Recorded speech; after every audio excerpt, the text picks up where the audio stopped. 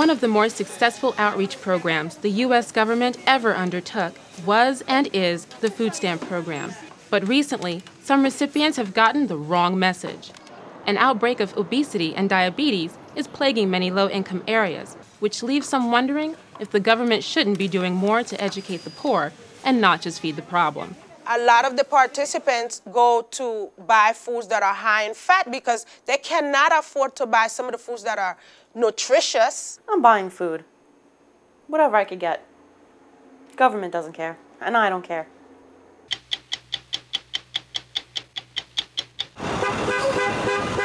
New Yorkers, who are hard-pressed to agree on anything, do agree that traffic is a problem and it has been for years.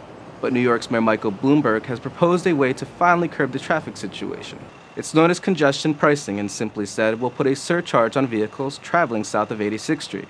Transportation experts say it will likely reduce traffic somewhat, but drivers who already pay high bridge and tunnel tolls, outrageous parking fees, not to mention the ever-rising cost of gas, are fuming. It's expensive enough to live in the city. Any other fee, it just adds on to it. It's like it's difficult even to live on anyone's salaries.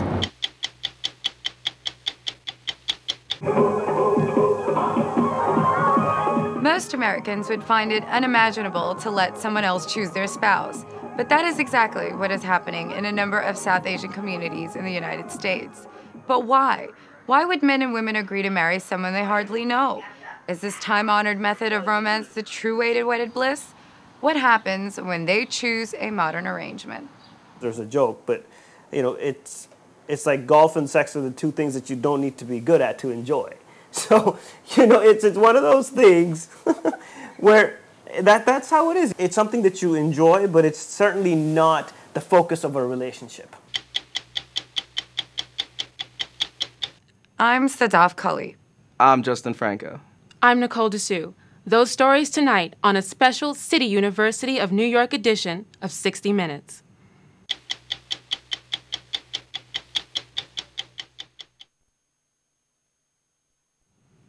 One of the more successful outreach programs the U.S. government ever undertook was and is the food stamp program.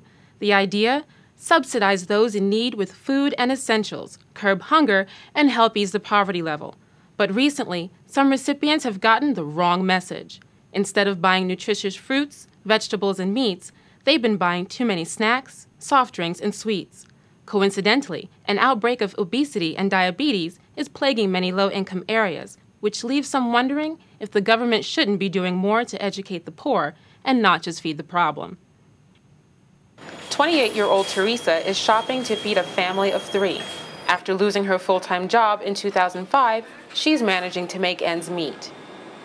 I mean, I'm doing odds and ends for other people, making a few bucks on the side and everything, but can't find anything steady. I need the help. And I applied for food stamps because, basically, food is a necessity of life, and I need to get by. I have, a family of 3, and I need to buy food they need to eat. One would think being on food stamps would encourage recipients to be appreciative of what they are receiving, being humble or modest in choosing which foods to buy. Unfortunately, Teresa doesn't see it that way. First of all, it's, food stamps, the government doesn't know what I buy, and all in all, basically, if it looks good, I'm going to get it. So what's the purpose of Teresa's story? Well, just in case you haven't noticed, she's overweight. And it's being overweight while on food stamps that has sparked a link between food stamp recipients and obesity. Well, I guess since I've been on the food stamps, 2 years ago, I weighed about 150 pounds. Now I'm almost near 200. Eat Smart New York, research shows that the general population is struggling with making healthy food choices because of lack of education, poverty, and other factors. The bad choices they make end up having a negative impact on their health. Begin, a program designed to teach food stamp recipients how to better use their benefits, reaches out to many. Nydia Vasquez, community educator for Eat Smart New York Begin program, views it differently. A lot of the participants go to buy foods that are high in fat because they cannot afford to buy some of the foods that are nutritious, that's so high receiving food stamps. Right. So it's hard for them. 54-year-old June and her story sheds light on another, Becoming homeless and bouncing from shelter to shelter, she was forced to go on food stamps. What they give you to live on and the price of food and trying to live healthy is extremely difficult. I'm sitting here looking like you buy pasta. Okay, I have acid reflux, so something that's cheap to make pasta sauce tears my stomach up. Whole wheat bread, unless you look for a sale, is almost $3 for a loaf of bread. Eggs, small, medium eggs, are $1.59. Milk is going up again. To buy health food stuff, it's more expensive than buying this stuff. And when you get a certain amount of money each month, you need to buy what you can get. And if this is the stuff that we can get with our money for food stamps, then we have to survive off of this. Who's eligible to receive food stamp benefits? According to the United States Department of Agriculture, to be eligible for food stamps, a household can't have more than $2,000 in cash and bank accounts. The USDA Food and Nutrition Service issued a statement on their website explaining why there are no food restrictions. Their statement: there is no clear definition of good, bad, or healthy and unhealthy foods. The federal guidelines for healthy eating do not have specific items. Tobacco, alcoholic beverages, pet foods, soap, paper products, vitamins, and medicine cannot be purchased with food stamps. Basically, any non-food items. Breads, cereals, fruits, and vegetables, as well as meats, poultry, and dairy products, can be bought with food stamps. Seeds and plants producing food can be purchased too. The idea of food stamp recipients purchasing higher-priced, unhealthy foods in large quantities is one that connects obesity to the use of food stamps. While quantity and quality may be a cause, it's only one of many. Dr. Ricardo Dunner of the Neighborhood and Family Health Center, located in the South Bronx, offers a few possibilities. And everything basically trickle out from obesity: high blood pressure, diabetes, asthma, arthritis, joint disease. I mean, it just goes on and on and on. In areas like South Bronx and Central Brooklyn with high food stamp eligibility, there is an abundance of fast food restaurants within a block's walk, with a supermarket or two within 4 to 6 blocks away, if not more. Location does play a part in this problem, but there are other additives. One is being uneducated in nutrition, the others are being unaware of healthy options, lack of food regulations, and carelessness. While at Associated Supermarket in Brooklyn, New York, we asked a few customers about their shopping habits. No, I usually don't look at the nutrition items. I never read the label on the back of anything, no. It depends on what I purchase. I do look at the nutrition labels. Very important. Read the label. Find out what's in the product that you're putting in not only your mouth, but your children's mouth. And that takes us to another side of the story. Meet Colleen, a widowed, humble mother of 2 girls. Working temp jobs to pay the bills, when she has free time, Colleen job hunts, attends church with her family, and grocery shops. While she says she doesn't always look at nutrition labels, she does do one thing she deems important for her and her family. I have a certain amount of money, but I still tend to budget it. You know? So it's something in me that still, I still don't want to spend, like, go crazy with the money. Where I could do that, buy things that I wouldn't normally buy, but I still try to get, like, the cheapest things, so to speak. I would come to say like $38 a week is what I have to spend. And, I make it last. I know it's not healthy, but to buy health food stuff, it's more expensive than buying this stuff. And when you get a certain amount of money each month, you need to buy what you can get. And if this is the stuff that we can get with our money for food stamps, then we have to survive off of this. Unlike Teresa, who has a flippant regard towards her benefits, Colleen values every dollar she receives to buy food to feed her family. Even though the food is cheaper, I buy a brown rice. I like that. I always have a vegetable with my dinner. And I eat a lot of fruit. I try to encourage my kids. I drink a lot of water. You get food stamp, you get so little bit, and you're not able to get the type of food that you need. You have to shop around, and you have to try and buy good quality food at low cost.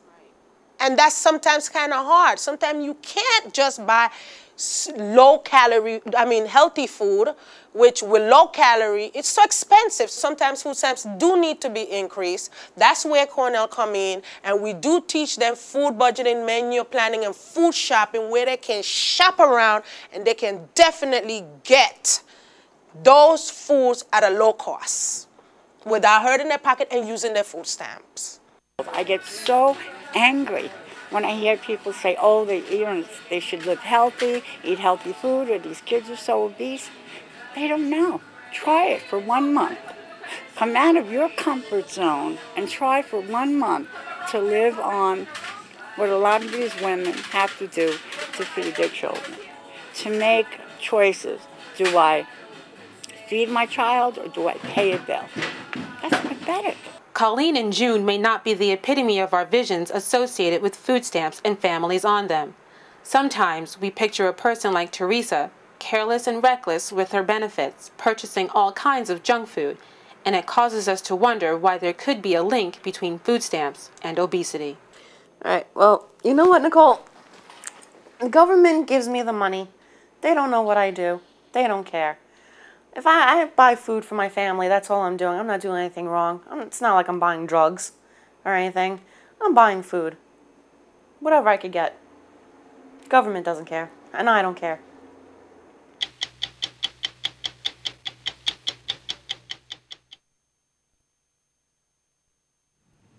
New Yorkers, who are hard-pressed to agree on anything, do agree that traffic is a problem, and it has been for years.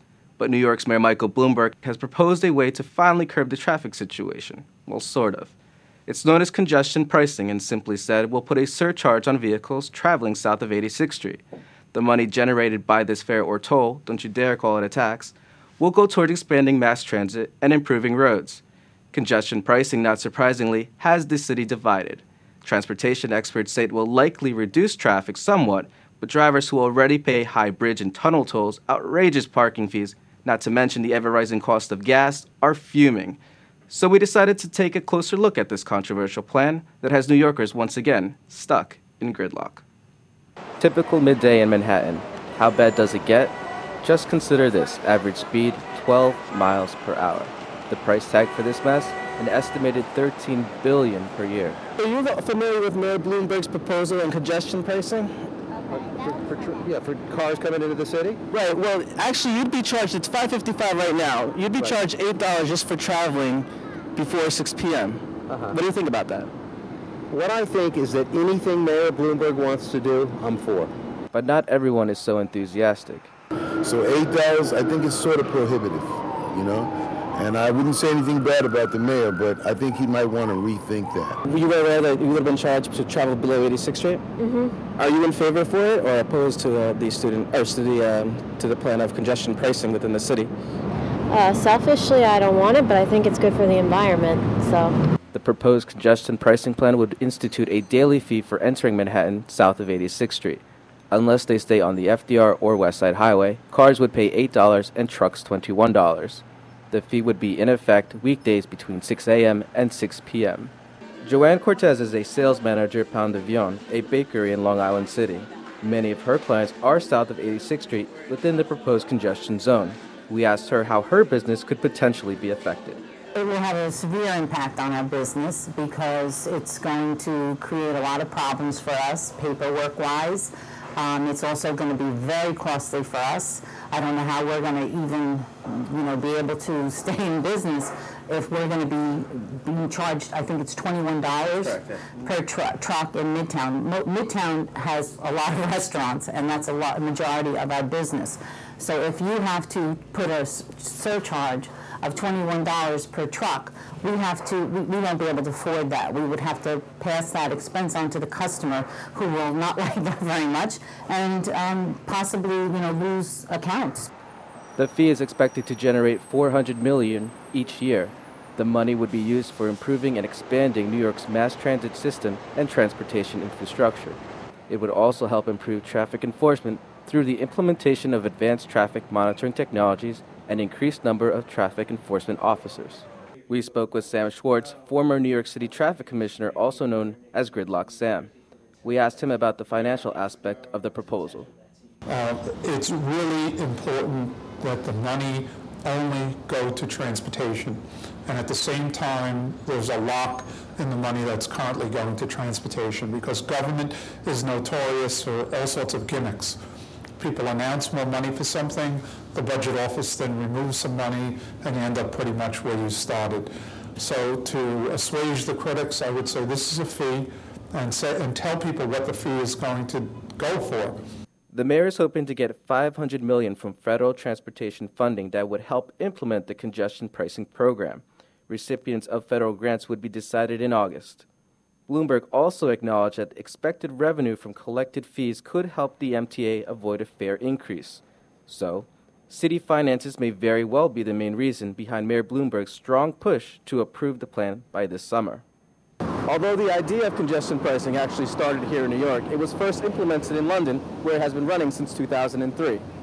Advocates for congestion pricing in New York hope to see similar effects to those in London, where travel time in the city zone decreased by 20% after the fee was introduced. Here in New York, we have almost 1 million vehicles entering Manhattan daily. So how does Pan de Vion currently cope with traffic? Believe it or not, they make deliveries to Manhattan 4 times a day. We are prepared for the traffic, of hitting traffic, so we schedule our trucks to go out early enough so that we can deal with traffic patterns. And we organize our bakery so that the trucks go out, and if they hit a little bit of traffic, they still have time to complete their deliveries. Experts say that we should see some traffic improvements within the city as a result of congestion pricing. We asked Gridlock Sam about the potential benefits of the plan. Of course, some reduction in traffic flow, a revenue stream for transit, and also forcing some people to go from their car into transit. So enormous benefits for everybody. We also asked Anthony Gaddy, manager of traffic operations at traffic.com, and what his take on the proposed measures. Well, it could be a difference in the situation. I don't really see it impacting people commuting from New Jersey into New York. However, it could help people in the long term who are commuting from the Bronx and Queens into New York City. That, over time, once they do expand the Long Island Railroad, the Bronx Metro North stations, and even the city subways, that will help alleviate a lot of the congestion problems that are now something that we're dealing with. Do you see an actual decrease in the amount of time that it'll take for a person to get into the city? Not immediately, but maybe over time. I mean, even after 9/11, people really didn't want to drive in with all the restrictions at the river crossings, and people still took their cars over taking mass transit. So, I mean, maybe there was a drop of 5 to 10 minutes. Maybe you'll see something similar to that, but nothing extreme. If the plan is approved, this is where the border would be, 86th Street. Vehicles entering below it would have to pay a fee, but don't expect to see any toll booths here. Instead, traffic cameras like this one would take a photo of your license plate and you would receive a bill from the mayor. Just kidding. Or you would be billed regularly through your Easy Pass account. Why was that chosen as the boundary, if you will, between the central business district and residential? The 86th Street boundary surprised me. All of us who have been working on congestion pricing over the years always and only suggested it from 60th Street south. The Upper East Side is the hospital zone. It's primarily residential. The West Side is almost entirely residential. So I think the mayor is going to have to compromise, bring that zone down closer to the real business district of New York. And the one that's been legally defined in law is Manhattan south of 60th Street. We spoke to some residents around 86th Street to hear how they feel about the proposed congestion pricing plan. So you wouldn't be willing to pay a fee to travel within a certain area? Absolutely not. No? And what makes you so adamant about that? Because it's expensive enough to live in the city. Any other fee, it just adds on to it. It's like it's difficult even to live on anyone's salaries. Forget it. It is still questionable how effective the proposed concept would be in reducing congestion. Commuters who do not have efficient access to transit would likely continue to drive into the city and pay the fee. Others just prefer driving than riding crowded subways or trains in rush hour, and businesses like Pan de Vion have no alternatives to making trips into Manhattan. due to the fact they have customers here. They're still going to have to come in and do their business. Maybe some businesses will say, work a little smarter and say, okay, since we have this, let's go in, let's cut the number of trips. But we are a fresh baked goods. We can't do that. We can't just say, okay, let's make one trip into the city to reduce those costs, because we won't be serving the product that we want to.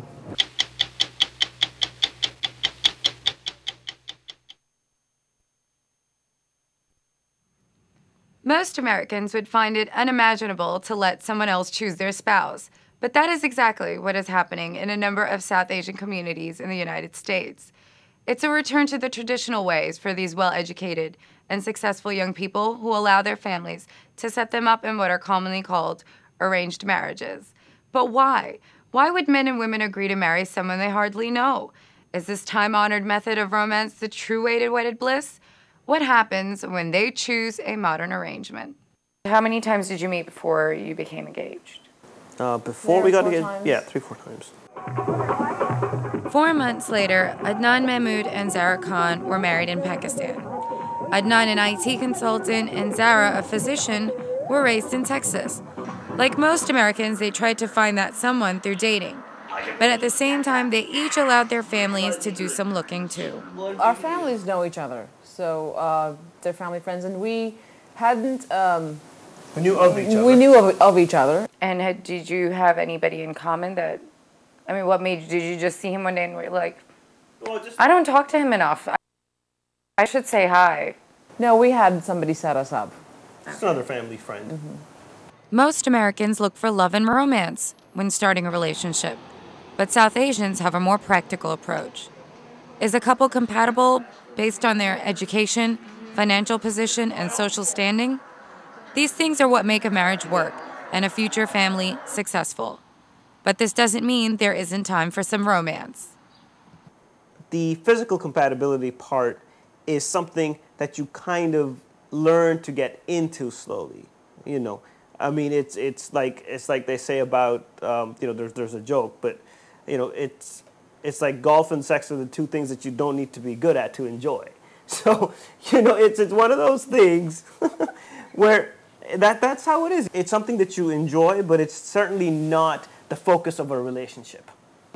Like every couple argues, every couple they have their ups and downs in their relationship. Have you ever considered bailing out on each other?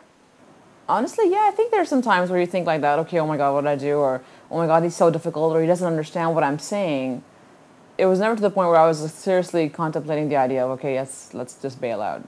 I really feel that we approached it openly, very openly, and I think that's really what needs to be done to make sure that it works, because you really can't go in with the mindset and you say, okay, well, if I can't adjust to this, then that's it, I'm bailing out. But for Payal Sharma, her first year in an arranged marriage did not go so well. From a traditional Indian family growing up in Staten Island, she had married at the age of 19. Payal had goals of becoming a financial analyst, requiring years of study to become certified. But her husband was not so supportive. His goals, his desires were basically to start this, white picket fence family that he saw in his immediate future. You're basically saying you weren't traditional enough for your family? I am not at all traditional. I'm not at all. I don't fit into the traditional role set. But you chose an arranged marriage. But I chose an arranged marriage, yeah.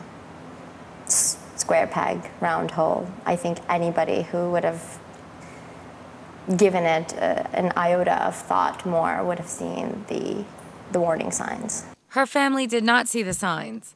Payal divorced 2 years later. She had tried to live up to the expectations of her heritage, but she blames her family for pressuring her while she was so young and unsure of how her future might unfold. They don't understand it. To them, you marry and you marry for life and you make whatever and all adjustments and compromises necessary. They see this as a very selfish decision. They see this as a very Western decision. They see this as a very American decision. But to me, ultimately, it's my decision.